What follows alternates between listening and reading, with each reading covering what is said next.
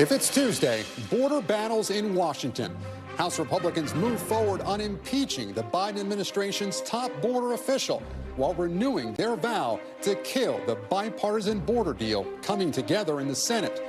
Plus, preparing to strike back. President Biden says he's made his decision on how to respond to that deadly attack on U.S. troops backed by Iran-backed militants. But the details remain under wraps.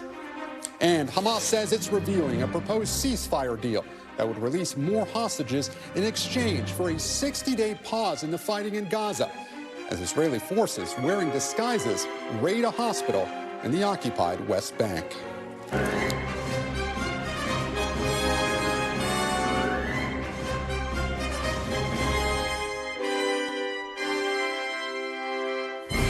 Welcome to Meet the Press Now. I'm Gabe Gutierrez in Washington, where Congress is locked in a border battle mired in politics, as one chamber pursues a bipartisan border deal and the other seeks the impeachment of the country's top immigration official. All the while, President Biden is asking Congress to give him more power to address the issue. All I can do is just give me the power. I've asked for the very day I got in office. Give me the border patrol. Give me the people, the judges. Give me the people who can stop this and make it work rationally. It comes after the president said over the weekend that he would, quote, shut down the border if Congress gave him the authority. And two sources familiar with negotiations tell NBC News that the bipartisan Senate plan, which is being negotiated right now, would grant that authority if certain levels of migrant crossings were reached. But House Speaker Mike Johnson remains defiant, saying that any deal would be dead on arrival in the House. It seems the new authority to shut down the border would kick in only after as many as 5,000 illegal crossings happen each day. Why? Why would we do that? Illegal immigration is illegal. It is against the law. From what we've seen, clearly, what's been suggested is in this bill is not enough to secure the border. Meanwhile, House Republicans are pushing forward with their historic effort to impeach Homeland Security Secretary Alejandro Mayorkas. The Homeland Security Committee is expected to vote later today to send the articles of impeachment to the full House for a vote. Here's Committee Chairman Mark Green. He has willfully and systematically refused to comply with the laws passed by Congress and breached the trust of Congress and the American people. Secretary Mayorkas' actions have forced our hand. We cannot allow this border crisis to continue. We cannot allow fentanyl to flood across our border, our criminals to waltz in undeterred. And we cannot allow a cabinet secretary with no regard for the separation of powers of the rule of law to remain in office.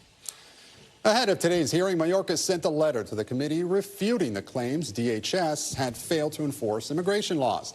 Democrats are accusing Republicans of politicizing the border and stonewalling a potential bipartisan deal in service of Donald Trump's presidential campaign. Here's the committee's ranking member, Benny Thompson. Extreme MAGA Republicans who are running the House of Representatives are deeply unserious people. They don't want progress. They don't want solutions. They want a political issue. House Republicans take their marching orders from Donald Trump, who has directed them to reject a bipartisan border bill. Joining me now from the Hills, congressional correspondent Julie Serkin, and with me here on set, Homeland Security correspondent Julia Ainsley and Garrett Haake, who's been following the Trump campaign. Julie, I want to start with you. Was there anything unexpected out of today's Mayorkas impeachment hearing? Do Republicans appear united, especially as they face a narrow majority? Well, Republicans in the committee, Gabe, the Homeland Security panel who is processing these articles of impeachment, do appear united. The chairman of the committee, Mark Green, does appear to suggest that they will have the votes needed in the committee to process these two articles of impeachment and make their way to the House floor. The numbers game comes into play when you look at the full House vote, because as Speaker Johnson noted today, they don't have a two-seat majority. They have a one-seat majority. It's so razor thin. And of course, we've heard from some Republicans over the last few months who didn't want to go down this road. They didn't think that anything that Mayorkas had done, though they don't agree with him on policy, warrants an impeachable offense. We'll see how those votes come down on the floor, especially with Republican leadership thinking that they will have them in the end. In terms of the committee hearing today, we've heard a lot of back and forth from Democrats and Republicans, largely saying the same things all day long. Democrats are saying that, look, you have a bipartisan border deal. You have a chance to unlock these border policies, these stricter provisions that you want. Why not let it happen? Instead, you have Republicans following this pursuit of impeachment, something that placates their base, something they've promised to their base since they've got the majority last January. And so we're seeing a lot of this back and forth happen. The committee has been going at this for about 6 hours now, all day long, back and forth, trading jabs, and they do expect to continue this process throughout the day, not voting on these articles until close to midnight, because Democrats are, of course, trying to delay this process as much as they can. When that happens, Gabe, this will come to the House floor, a date that is still TBD. We don't know yet when they'll put it there, but if and when the simple majority that is required is achieved in the House, that will then bring this over to the Senate, who has the task of deciding whether to acquit or convict Mayorkas. With the Democratic majority in the Senate, we do expect them to acquit him, but still we have this process in the House that is moving along. And Julie, of course, the House has only impeached a cabinet member once before. I want to turn now, though, to the Senate side. What more have we learned about that border funding bill as we wait for the actual text to be released? Yeah, well, the text was supposed to maybe be released tomorrow. We just heard from Leader Schumer a couple of moments ago saying that the bill text is not yet ready. Julia Ainsley and I, along with other colleagues, have been able to report some of the details of this bill overnight. I'll tell you, though, things were still changing. Major policy decisions are still being discussed among negotiators, including one that will essentially give the Biden administration, give other presidents, you see it there on your screen, this ability to effectively shut down the border once it reaches a threshold like 5,000 per day. That will automatically set that policy in place, a daily average of 5,000 over 7 days, or 8,500 in a single day. To reopen the border back up, they're going to have a sustained flow less than 75% below that number that caused the border to shut down in the first place for at least a week, giving the Department of Homeland Security time to figure out where they've met capacity, where they're about to exceed it as well, and go from there. So these are really big border tools that have not been available to presidents over decades. It's a very conservative deal. We'll see if it goes far enough for Speaker Johnson and if the Senate can pass it in the first place. Julie Serkin live for us on Capitol Hill with the latest on those negotiations. Julie, thank you. And we turn now to Julia Ainsley here with me on set. And Julia, you cover Homeland Security. And we touched on this a little bit yesterday, that there's some grumbling within DHS about the president's promise to, quote, shut down the border. Logistically, you started to talk about this yesterday. That could be difficult. What's your new reporting? Yeah, that's right. These grumbles were just kind of coming to a surface yesterday after the president's remarks. And now we've heard from two current, two former DHS officials, all of whom have served under this administration, who are really worried about what a shutdown would look like, because they're talking about shutting down the border to all illegal migrants who cross between ports of entry. Sounds like it would make sense. It would deter migrants. But what happens to those migrants? Well, they go back to Mexico. And right now, there's no deal specific enough on the table with Mexico that would make them feel comfortable to shut it down. And what they're worried about is massive chaos, and also sending a signal to cartels to say, okay, 8,500's the max. Let's surge 8,500 to this place. And then if they're overwhelmed, then Mexico stops to take back so many. Then, like we've seen time and time again, like we saw during COVID with Title 42, Mexico was supposed to take back migrants.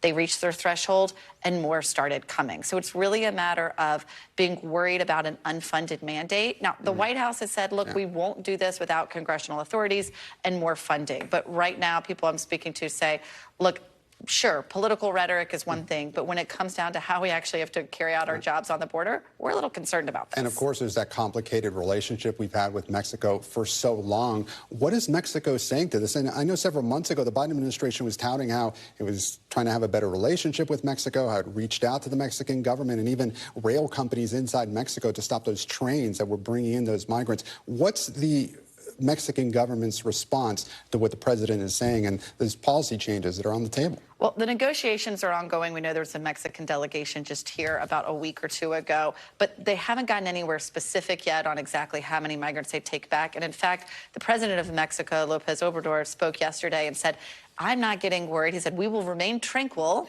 and Mexico because we think this is just political rhetoric. This happens every time there's an election. Trump will say his thing, Biden will say his thing. We're going to stay exactly where we are. And maybe he's right. Maybe we won't see anything come of this, and they should just stay calm.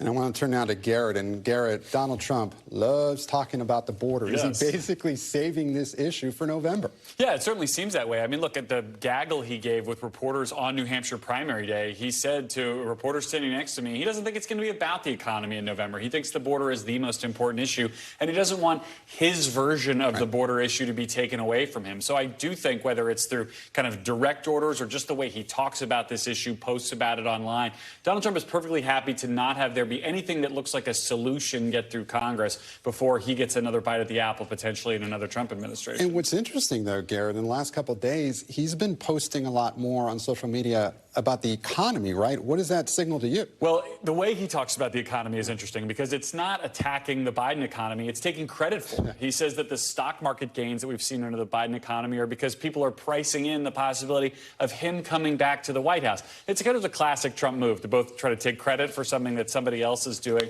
but also to kind of nerf the issue for the Biden campaign. If you're the Biden campaign and you're looking at, unemployment under 4%, gas prices going down, overall inflation going down, all those things headed in the right direction, you want to be talking about the issue. This is Trump trying to take it off the table, refocus on something that he thinks is better for him. It's the issue that made him a political figure in the first place. It's the border. Exactly. And let's take a step back here and kind of zoom out a little bit. What has Donald Trump's campaign been promising when it comes to the border? Mass deportations? What else? Yeah, I mean, look, there's basically no border policy too aggressive for the Trump campaign to embrace, at least in this stage. They obviously talk about building the wall. It's been Donald Trump's favorite thing to talk about since he first, came down the escalator. They talk about the idea of sealing the border, putting back in place something like Title 42, whether that's doable or not without Congress. I defer to Julia, which is another conversation worth having. And they've actually embraced what was kind of sounded like sort of a scare tactic around Trump, this idea that he would run a mass deportation campaign far from the border in the interior of this country, rounding up millions of people who've come in illegally over the last couple of years. Used to sound like kind of a scary thing Democrats would say Donald Trump would do if he's president. Donald Trump saying, no, in fact, I very much intend to do that if I'm president. He thinks that works with his base. Garrett Haake, Julia Ainsley, thank you both so much for being here with us. We really appreciate it. And coming up, the latest from the Pentagon as the U.S. prepares to retaliate for the deadly Iran-backed strike on American troops stationed in Jordan. That's next. Plus, President Biden tells donors in Florida he can win the state back from Republicans in November as he looks to shore up his re-election campaign. You're watching Meet the Press Now.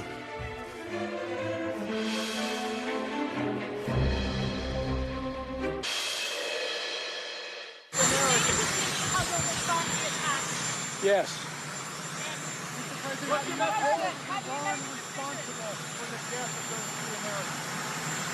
I do hold them responsible in the sense that they're supplying the weapons to the people who did it. And welcome back. That was President Biden this morning telling reporters he has made a decision on how the U.S. will respond to the deadly drone attack that killed 3 American service members and injured more than 40 others in Jordan on Sunday. Any response will certainly raise questions about escalations in the region, but the president continued to reiterate he is not seeking a wider regional war. President Biden spoke today with the family members of the 3 soldiers killed in the attack, expressing his sadness and saying that their service and sacrifice would be honored. The White House says President Biden will attend the dignified transfer ceremony on Friday when their bodies return home. And joining me now is NBC News Pentagon correspondent Courtney Cubie. And Courtney, the Pentagon held a briefing today. What more do we know? Well, we don't know a whole lot more about how that deadly drone was able to evade the air defense systems on the base. So this is a small remote outpost called Tower 22 in northeastern Jordan. But it did have some relatively sophisticated air defense systems around this small base. And the drone was able to somehow make its way past there and impact exploding right near an area where U.S. troops were sleeping at the time, some of them sleeping anyway, killing those 3 U.S. soldiers, all part of an engineering unit that deployed out of Georgia, and then wounding more than 40 others, Gabe, including at least 3 who had to be medevaced onto Launchstool for pretty serious injuries. So this was a very successful attack, and it's still not really clear how the drone was able to get through. A couple of theories that the U.S. is still looking at is the possibility that there was a U.S. drone that was hovering nearby or maybe coming in for a landing at the same time, and the defenses on the base got confused by two aerial events or two UAVs up in the air at the same time. But they're also looking at the possibility that it could have just been coming in at such a low altitude that may have caused the confusion. Again, nothing has been decided here. As you mentioned, the dignified transfer is now scheduled for Friday. It's a very solemn event that occurs at Dover Air Force Base, where the remains of the fallen service members are brought home. Sometimes dignitaries like the President, Secretary of Defense Lloyd Austin also will attend that. The families have the option of opening it up to the media, which occasionally happens. So we have an opportunity to see what is really, I have to say, a moving, emotional, and very dignified ceremony. And Courtney, before I let you go, what more do we know about timing for this? When do you think this could happen? Because the president said today he's already made a decision. Yeah, I mean, officials are not really talking about timing. They're not really talking about the kinds of targets. What I will say is when we look at what's happened in the recent past, where there have been successful attacks on bases in Iraq and Syria, where U.S. service members have been injured, we've seen very targeted responses in those cases. Officials are saying we should expect something that looks a little different than that. We should expect something larger in geography, maybe larger in the kinds of responses that we see. But officials just aren't really talking about timing. I will say, Gabe, our understanding is they are still working through the specific strike options. Courtney Kube, live for us at the Pentagon. Courtney, thank you. And let me now bring in retired four-star General Joseph Votel. He's the former commander of U.S. Central Command and now a distinguished senior fellow on national security at the Middle East Institute. Thank you so much for joining us here on Meet the Press Now. And the president said today, as we mentioned, that he's made a decision about how to respond here. Can you read the tea leaves at all? The question I just asked Courtney, when do you think a response might come? Well, thanks. It's great to be with you. Yeah, so I heard what the president said, and it may be that he's decided on the general approach that we're going to take, the general elements that may be targeted in this, or how he wants that to go, and there may actually still be working through some details. He may actually have approved a plan and then delegated that down to the commanders to actually pick the appropriate time to, conduct the operation. So there's a variety of things I think that we don't know yet in this, but it doesn't seem unrealistic to me in terms of where we are at this point in the targeting process. And General, I'm curious on your take on this. The strikes that the U.S. has already taken so far, it doesn't appear that they've really deterred any of these proxy groups. President Biden acknowledged as much several weeks ago. What do you think it will take to deter these groups? Well, I think we have to, first off, I think it's really important that when we conduct this strike, that we make it unambiguous that we are holding Iran responsible for this, and that the targets that we go after are something that Iran values and that will cause them to feel the effects of when they're gone. So removing a militia that they rely on, targeting some other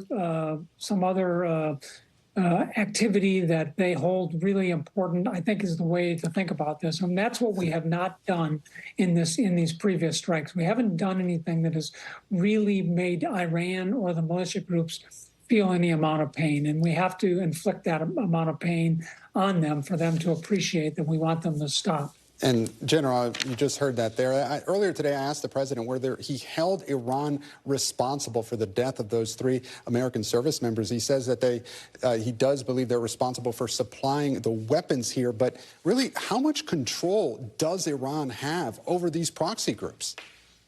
I think they have a lot of control, particularly the Shia militia groups that operate in Iraq and Syria. I know Iran says that they don't have any control. These are independent relationships between us and the militia groups. So that's just not true. Anybody that has served any amount of time in Iraq or Syria certainly appreciates the role that Iran plays in not only providing the political support to these groups, but also the material support and the military advice for them to conduct their operations. So they are fully integrated into this. They are ultimately responsible for this, and they need to be held accountable in the court of public opinion for these actions of this weekend and for the other attacks that we've seen over the last several months. And General, at the high end here, what are some of the most aggressive military options the president is likely being presented with? Well, I would imagine that we've looked at a variety of different options, and there are many options available, everything from going after the militias to going after, IRGC Quds Force leaders that operate in Iraq or Syria or Lebanon or in Yemen, to maybe actually looking at some direct Iranian interests, things that they value that might be outside of Iran or might actually be in Iran. Again, I think we have to look at all the options that are available. I also think it's important that we look at the other elements of power, the diplomatic, the informational, the economic aspects, and we should also be looking at our very unique capabilities that exist in the intelligence community and the Special Operations Force. All of these give us a wide array of options that we can take. Certainly, the most extreme would be those that would go after Iran in Iran, and that's certainly a big decision. And picking up on that point, of course, a very important decision. What kinds of things would rule a strike inside Iran in or out? What are some of the biggest considerations when evaluating an option like that? Well, certainly is that if you strike in Iran, you have to be prepared for the fact that Iran may respond. And Iran has had decades now to prepare their defenses, to increase their capabilities. They have a very sophisticated air defense system. They have missiles that can range most of the region, so they could cause a lot of problems in a response to this if we go after them. And I'm not suggesting we should or shouldn't. I'm just saying these are the types of things that we have to consider. And of course, as we've seen over the last couple of months, one of the most potent tools that Iran wields is this Iranian threat network, this so-called axis of resistance, where they work through proxies located all across the region who can directly impact our interests and can come after us almost at will. So there are real significant considerations here that must go into any targeting considerations in Iran. And General, I know, of course, we're not in the Situation Room. We don't know exactly what the president is being told. But based on the publicly available information right now, what option would you be recommending to the president right now? Well, I think again, I'm not in the seat, but what I would be focused on is I would first and foremost be focused on the militia group that has been responsible for these attacks, and that militia group needs to be taken out decisively. We have to go after their leaders, we have to go after their facilitators, we have to go after their infrastructure, we have to go after their facilitation routes, and then we also need to simultaneously with this, or sequentially, is go after something that makes it very clear to Iran that we are holding them responsible. That could be kinetic or it could be non-kinetic. It could be a variety of options here. But I think we do have to look at kind of a tiered approach here where we punish those who perpetrated this, but also send a very strong message to Iran by holding something of value that is designed to deter them from supporting these types of actions. General Votel, thank you so much for your time, and we appreciate your insight and experience here on Meet the Press Now. Thank you very much. And up next, prominent progressive Congresswoman Cori Bush responds to revelations that she's under investigation by the Justice Department. You're watching Meet the Press Now. Stay with us.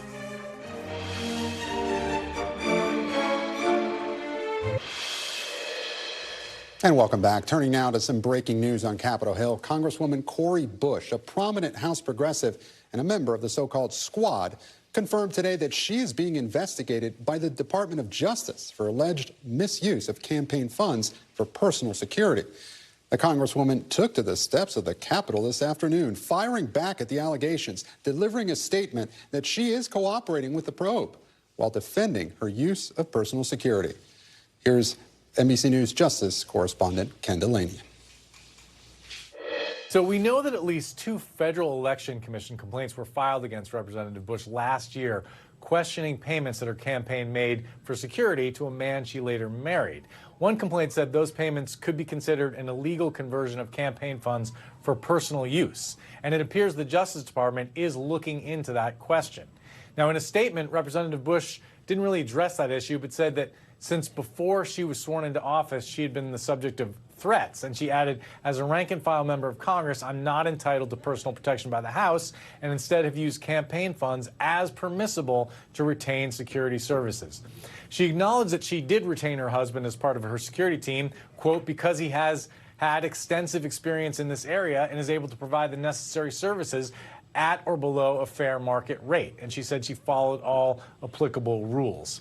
An NBC News review of Bush's campaign expenditures found that she spent around $756,000 on security since her first run for Congress in the 2018 cycle. It's not clear exactly what the Justice Department is looking at. They have declined to comment, but this is a very serious matter for the Congresswoman. Gabe? Ken Delaney, thank you. Now turning now to the 2024 election. President Biden is raising campaign cash today in Donald Trump's home state of Florida. In his remarks at a high-dollar fundraiser, President Biden went after Trump on abortion and the economy. He also told supporters he thinks he can win the Sunshine State despite no Democratic presidential candidate having done so in more than a decade. And joining me now, Eugene Daniels, White House correspondent for Politico and an NBC News political contributor. Adrienne Elrod, former senior aide to the Biden-Harris campaign, and Danielle Pletka, senior fellow at the American Enterprise Institute and an NBC News contributor. Thank you all so much for joining us here on Meet the Press Now. Eugene, we just heard the president there in Florida courting donors and reminding them about what's at stake here. He's still hoping, though, to get the border deal across the finish line. How does the president navigate this moving forward? Yeah, I mean, one, you're right. You can see by him talking to donors and not really going to voters what they're doing there. They're not going to think, they don't think they're going to win the Sunshine State. But right. I think, and what do you make of these comments? He just said that just a short time ago. Is it realistic? Is he really? It's not at this point. The problem is there's not enough infrastructure from Democrats that's been there for years, right? When you talk to Democrats that are there, what they've said for years is that they don't get enough money or attention from national Democrats or the party. So that's one. But also the Latinos that are in that state, that make up a large swath of that state, have largely been moving away from the Democratic Party for years as well. And they haven't been making inroads with that community, though not a monolith, they haven't been making inroads with them either. And that's what Governor Ron DeSantis said over and over again in his now defunct campaign. Now, Danielle, I want to turn to you. A lot of Republicans now they're walking a fine line. They're talking about border security, but the House Republicans anyway, are now standing in the way of this border deal. How do they navigate this moving forward? Well, look, this is an issue that's becoming more and more important to voters. It's for the first time in polling, we're seeing that it's surpassing the economy among American voters. So I think there are a couple of different imperatives. The Republicans need this, but there's a package there, right? It's not just going to be immigration. It's a lot of budget things. It's aid for Ukraine. It's aid for Israel. It's not just a straight cut and dried issue. And so they need to be able to navigate all of that. And the problem is there's let me use this word gently, a real diversity of views among Republicans on Capitol Hill about these issues. Obviously, a very sharp GOP divide. Go ahead, Eugene. Well, there's also a political incentive for them not to do the deal, right? You have Donald Trump, the front runner for the Republican nomination and likely nominee, saying not to do it because they want to be able to use immigration as a cudgel against Biden and Democrats. And to that point, Speaker Johnson was asked today whether he was killing this bill because of Donald Trump. I want to play what he said. That's absurd. We have a responsibility here to do our duty. Our duty is to do right by the American people, to protect the people. The first and most important job of the federal government is to protect its citizens. Our majority is small. We only have it in one chamber, but we're trying to use every ounce of leverage that we have to make sure that this issue is addressed. Adrienne. Absurd. It's absurd that he just called that absurd. I mean, we know exactly what's going on. Eugene just said it, and so did you. The Republicans don't want a deal on this because they want this to be an issue that continues to be at the forefront of the presidential campaign, plain and simple. There's a bipartisan deal on the table, but House Republicans in particular are obstructing it. They don't want it to pass. Biden has made concessions. Senate Republicans have made concessions. This is the first time in a while that we actually have a real deal that can pass. But Mike Johnson and his buddies won't let it happen. And do you think Democrats, a couple of months ago, do you think Democrats would have supported this deal? It's pretty remarkable how far we've come in a couple of months. You know, it's an excellent question. I think it's too hard to really know for sure. But obviously, as you said, this is becoming more and more of an issue. We're seeing, more and more Americans tuning in. I think, quite sadly, the busing and flighting of some of these immigrants to major cities like New York, Washington, D.C. Is only making it more of an issue that people outside of border towns and border states are focusing on. Certainly. That's not sad. by the way. That just means there's a problem that now everybody recognizes. It's certainly a big part of this. Prominent Democrats like Eric Adams and other big city mayors and governors, that definitely has changed the calculus here. Really quickly, I want to read an op-ed that Senator Rick Scott, he wrote today. He says, securing the border requires forcing Biden to enforce the law. Nothing we have seen over the past 3 years suggests he will do that. That is why McConnell's plan to give Biden and the Democrats a win that they can campaign on and claim they're working to solve the border crisis is a joke. That's to the point we were talking about before. How deep is this GOP divide, as you called it, this diversity of opinion? Yes, I know. I'm very gentle in the way I speak at all times. Look, this is the same Rick Scott who brought us the great 2022 Republican victory, if I recall, not to be mean about things. It's in all of our interests to see this issue dealt with. The president could have done something over the last 3 years. This isn't a victory for Joe Biden or a victory for, the speaker or for Donald Trump. This is about having secure borders in our country, and serious politicians need to do something about it. And for the people in these towns and the people in New York and the people in Chicago and for these illegal immigrants themselves, we need to do something about this problem. The whole politicking behind this is not helping. And Eugene, turning now to this impeachment of Secretary Mayorkas, just today, Representative Don Bacon, he said he'd come out for that impeachment. Is he doing this just backing it, knowing that it's not going to go anywhere in the Senate? Yeah, I think there are a lot of people that are doing things like that. People have their own political machinations and the whys behind their decisions. And at this point, they need a boogeyman. Mayorkas has become that boogeyman. I think he doesn't like that he's the boogeyman, but he has been, right? And they're also doing that to President Biden because they, again, want to use the border as they move forward. And there's nothing better than to be able to say we impeached the DHS secretary because we feel like he wasn't enforcing the law. DHS thinks differently, and largely what's really interesting when you talk to folks at the White House and at DHS, their frustration is not that is that he's getting impeached, but more importantly, that it's more on a difference of opinion on actual policies as opposed to something else. Yeah. Opinions, then, not really facts at this point. Diversity of opinion. Yeah, Adrienne, I want to turn now to the economy. The White House has been touting these new consumer confidence numbers, saying that finally, they're starting to get some credit for this economy. I was talking earlier with Garrett Haake and how Donald Trump is now moving away from the economy. He wants to talk about the border. And he's even taking credit for the economy. But does it really matter if Americans are still feeling this in their pocketbooks? While, we here in the media, the narrative may be starting to change, what if, the price of food continues to be high over the coming months ahead of this election? Yeah, I think this is where the White House is being really smart because, yes, they're going out and touting the four major economic bills that President Biden passed. They're touting the fact that the GDP is up, that inflation is down, wage growth is up. There's so much to talk about, but they're also making it clear that we still have work to do. You re-elect Joe Biden, he's going to make sure that your prescription drug prices stay low, that, the cost of insulin stays at $35 or less.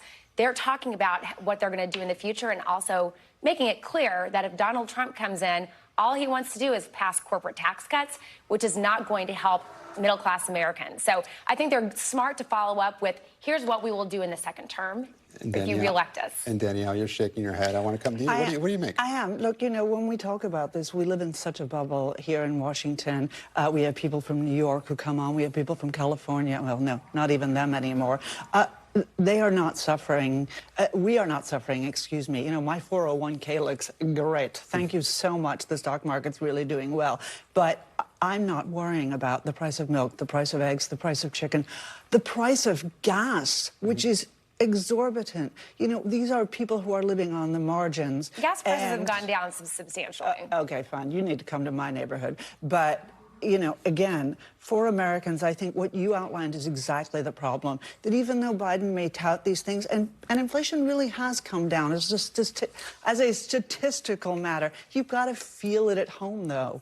and people don't. And Eugene, I made this point, but I want to get your take on it. Former President Trump trying to take credit for this economy. Is anybody going to buy that? I don't know. I mean, what you see with his voters and his supporters, they'll kind of buy whatever he's saying, whether or not it makes sense or that the idea behind it bears out with the facts. But I think largely people are not going to do that. But it is interesting that he's going from stopping to talk about the economy, because what that tells you is that it's much better than it was when he first started doing it. So even he feels like that is not a winning message, whether that changes or not. Right. And when you're talking about the trying to figure out how the Biden campaign messages this, what they've started to do is talk about kind of overall prices of a home, that kind of thing. What are you doing at home?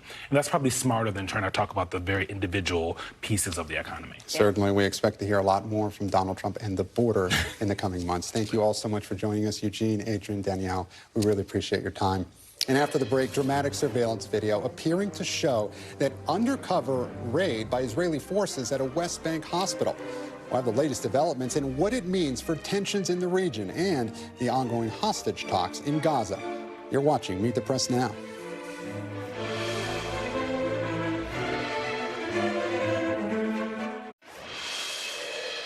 And welcome back. Right now, Hamas says it is reviewing a proposed framework for a hostage deal in exchange for a short-term ceasefire with Israel. In a statement, its political leader reiterated the group's call for Israel's complete withdrawal from Gaza. Israeli Prime Minister Benjamin Netanyahu, though, remained firm that Israel will not end this war without achieving all of its objectives, which include eliminating Hamas altogether. And further complicating ceasefire efforts, a raid by Israeli forces on a hospital in the occupied West Bank. There's a surveillance video that appears to show that raid in which Israeli forces in disguise swept through the hospital, killing 3 militants. The IDF says militants were using the hospital to plan terror attacks. And joining me now is Ambassador Dennis Ross, former senior director for the Central Region on the National Security Council and former special assistant to President Obama. He's now a counselor and fellow for the Washington Institute for Near East Policy and an NBC News foreign affairs analyst. Ambassador, thank you so much for joining us. Can the U.S. do anything diplomatically here to convince both sides to accept this ceasefire agreement? I know it's trying. Well, I think obviously the U.S. has actually been a part of these negotiations. So you've had Bill Burns, the director of the CIA, heavily involved in these discussions. Prior to that, you had Brett McGurk, who's from the White House, also working with the Egyptians and the Qataris and the Israelis. So I think that we are involved in these discussions. The real critical question, I think, is the ball is pretty much in Hamas's court right now. You're quite right. It's the political leadership of Hamas, which resides largely in Qatar, seems to be interested in this. It's not so clear that the military leadership of Hamas, which is led by Yahya Sinwar, who is in Gaza somewhere underground tunnel, probably in the Han Yunis area, he's the one who has to make the decision. And to begin with, it's not so easy to communicate with him, so it probably takes some time. And he's the one who ultimately is going to decide if he's prepared to go with this or not. My sense is the more he feels that he's under pressure from the Israeli military, the more he's probably going to be interested in a reprieve of some sort. Understand that the plan that's being discussed is one that has multiple phases to it. It would start with a 6-week period, 35 days, in which you would have a pause in which there would be a release of about 40 of the Israeli hostages in return for, at this point, an undetermined number of Palestinian prisoners. So I think the framework of this agreement is sort of established. Whether all of its parts would be implemented, meaning the multiple phases, that remains to be seen. I think there is some reason to think the first part might get done. And yeah, Ambassador, that would be a significant chunk of time, that possible ceasefire length. Now, how does the West Bank hospital raid complicate these negotiations? I really don't think it does. I think it's probably, to the extent to which Hamas may want to raise it as an issue, it's probably secondary. I think one of the things you should think about is I suspect people in that hospital are used to seeing people with guns. I'm not sure that it was so shocking for them. That's probably one of the reasons you saw the Israelis carry this out the way they did. I really don't see that this is affecting whether or not Yahya Sinwar is going to decide to accept this proposal or not. I know the nature of these negotiations by definition. They're not only difficult because it's not so easy to communicate with him, but I think also there's a negotiation, they're bargaining, and they want to see what else they can get. Sometimes they will use extraneous events like this as an excuse or a pretext to say, well, we're not going ahead, and then a day or two later, suddenly you find out that they are. And Ambassador, do you think that Netanyahu's comments today impede the possibility of an agreement, or is this just more the same that we've heard from him? I think you're seeing him make public statements that address members of his coalition who don't want an agreement and are fearful of one, but the overriding sentiment within Israel, especially of the public, is they certainly want to see hostages get released, and they want to see them get released while they're still alive. And Ambassador, this is a big if, but if Hamas were to be eliminated, again, a lot of questions about how that would happen, how big a threat do other groups, for example, Hezbollah, pose here? Well, Hezbollah obviously represents a threat from Lebanon. Hamas is fundamentally based within Gaza, but not only in Gaza. First, I don't think you can eliminate Hamas. What you can do is you can eliminate their military wherewithal. You can destroy their military infrastructure. You can destroy their military formations, many of which at this point actually have been destroyed. I think it would be good for everybody, including the United States, to begin to talk about an objective of demilitarization of Gaza. If you demilitarize Gaza and you bring an international mechanism so it cannot be remilitarized, you change fundamentally the character of the threat to Israel and everyone else. If Gaza becomes demilitarized, not only is it not a threat to Israelis, it ends up not being a threat to the Palestinians who live there as well, and there can be the promise of reconstruction. That reconstruction would have to be premised on a mechanism that helps to ensure that Gaza cannot be remilitarized. And what is the future of a two-state solution here, Ambassador? Well, I think we're a long ways from that. I think we have to, certainly there can be, with Arab states right now, they want to know there'll be a Palestinian state at some point. They want to know the approach will guarantee this in a way we haven't seen before. But they too want a Palestinian state that isn't going to be run by Hamas, because a Palestinian state run by Hamas means no possibility of two states, since they reject that. They want a Palestinian state that won't be a failing state. That's in nobody's interest.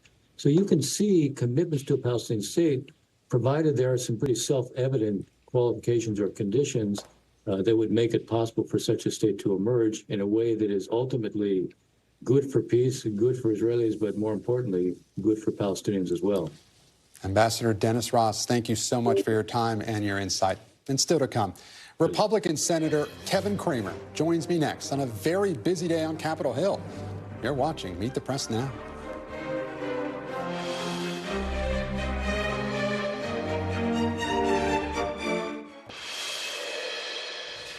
And welcome back. There is plenty going on right now on Capitol Hill, from lawmakers weighing in on a response to the drone strike that killed American service members in Jordan to Senate negotiations on the border. So let's bring in someone at the center of it all. Joining me now is North Dakota Republican Senator Kevin Cramer. Senator, thank you so much for joining us here on Meet the Press Now. We really appreciate your time.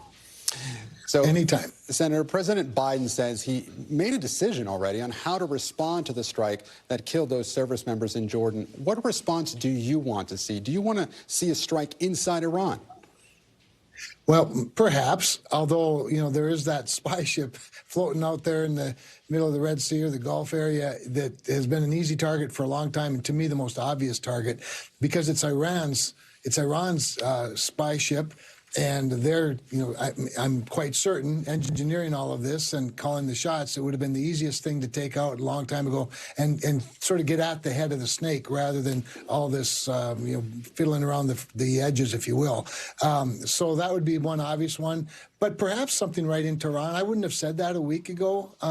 But at this point, we just can't continue to project this weakness that only escalates their aggressiveness. So you're considering something inside Iran. You just said, don't you fear that might escalate this situation? Well, it's a little late for us to escalate a situation that our weakness has already allowed them to escalate, because they keep responding to our tepidness with more aggression. And then when we do take a shot at one of these small $1,000 drones. We use $1 million missile to do it, which makes no sense. And, I get this sense every time, they come after us. Remember, it was the 115th attack on in Iraq that finally got through and injured a North Dakotan. Chief Warrant Officer Garrett Illerund is here in Walter Reed Medical Center. I went to visit him last week and visited with his family and his parents, his wife. He's got a 7-year-old child. 115th attack that finally got through on Christmas Day. And on Thanksgiving Day, he called his wife, Lorna, who's also an Army aviator, and said, one of those small drones got within 1 rotor length of my helicopter today. Next holiday, now he's in Walter Reed. And Senator, I want to mention that you have endorsed former President Trump, but we haven't heard where the former president stands on a response to this attack beyond calling President Biden weak and saying that this wouldn't have happened if he were president. Now, some of the allies who've endorsed him want strikes on Iran. Others don't want escalation. As I said, you've endorsed Donald Trump. Would you like to see him clarify his position? Well, first of all, I don't need a lot of clarity from him, because when he says that if I was president, they wouldn't have done it, he's got evidence to demonstrate that. He's not the one that was playing footsie with Tehran over, allowing them to have nuclear weapons, for crying out loud, and sending pallets of cash if you'll just talk nicer to us. So, but what his position is specifically, for one thing, he may not have all of the information to cite that specifically. He might be, as strange as it might seem to you, he might be actually respecting to some degree the people that will make that ultimate decision and not signaling what it might be. And Senator, I want to turn now to the border negotiations in the Senate. Now, sources tell us that the bill would provide the president and DHS authority to effectively shut down the border when migrant encounters reach a daily average of 4,000. And there would also be restrictions on humanitarian parole. Where do you stand on the bill right now? Well, the two things you just cited are two things in the right direction. But more important than they may shut down the border at 4,000 is they're required to shut down the border at 5,000 per day. And that's a significant difference. The parole piece is very, very important. But the one thing, back to the 5,000 thing, is the ability to turn people around right at the border. This nonsense of giving them a date for court in 5 to 10 years and turning them loose into the country, it's that Title 42 authority that President Trump had because of the pandemic that this deal would provide all of the time. And that's, to me, the key, the ability to do that and then the mandate to do it. So would you vote for this bill? Well, there isn't this bill just yet. What I've explained is what we know from what I've described to you so far, what's out there so far, as described, would you vote for it? Well, if depends on what else is in it. So if that's all there was to it, why wouldn't you take more than half a loaf at this point? But we don't know what else is in it. We have to see the context and what we're giving up to get what we're asking. Isn't some bill better than nothing? Donald Trump says no. Yeah, generally speaking, it is. In fact, I would submit to you, to the swing voter whose number one concern is the border, and that's most swing voters right now, or at least plurality, doing nothing sends a very bad signal to them about our seriousness about it. They've already judged Joe Biden as doing nothing at the border except facilitating the illegal transfer of human beings and drugs. So, we've won the day there. I do think that if we can demonstrate movement in the right direction, not just with policies, but these mandates, remember, are significant. And by the way, then Donald Trump, if he becomes president, would have even more authority to turn people around at the border, wouldn't have to rely on a pandemic for that authority. Sure, I'd want to take that deal because I could explain it to the people that are looking for somebody to vote for, who maybe voted for Donald Trump the first time, maybe didn't the second time. And now the third time they're going, show us a solution. This would be the start of a solution. Senator, what do you make, though, about this argument that Republicans and House Republicans want to kill this bill just so they can run on this in November? Well, my view has always been I don't believe in reserving a crisis for a more opportune time politically, because that time may not come. And if it does come, I'd love to have the tools that James Langford has been negotiating and getting Democrats to very reluctantly agree to. So, in a divided government, this is the moment when people expect us to compromise and find common ground where we can. So. Senator, really quickly, I want to get you on the record on this. Speaker Johnson said again today that the Senate negotiated negotiated bill would be dead on arrival in the House. Back in 2019, you said this after Trump laid out his border agenda. Democrats would be foolish to not take their seat at the negotiation table just because they oppose the person sitting on the other side. Does that apply to House Republicans now? Well, I believe it does apply to House Republicans, and depending on, of course, how good the bill is. But when the bill's said and done, in a House that is what, a 1 or 2 member majority, I think what the Speaker ought to do is put it on the floor. The will of the House ought to prevail here, not the politics of the day. And considering that if you do the right thing and make these significant changes, those swing voters in those very narrow Republican and lean Republican districts are going to look at you and go, thanks for giving it a whirl and trying to get something. So I think it's good politics as well as good policy. Senator Kevin Cramer of North Dakota, thank you so much for your time, and thank you for being with us this hour. I'm Gabe Gutierrez, and I'll be back here again tomorrow. The news continues with Hallie Jackson right now. Thanks for watching. Stay updated about breaking news and top stories on the NBC News app or follow us on social media.